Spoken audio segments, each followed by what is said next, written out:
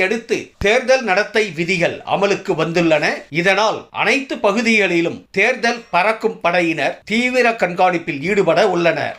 சந்தேகப்படும்படியான வாகனங்கள் மற்றும் சந்தேகப்படும்படியான இடங்களில் சோதனை நடத்த அவர்களுக்கு அதிகாரம் அளிக்கப்பட்டுள்ளது.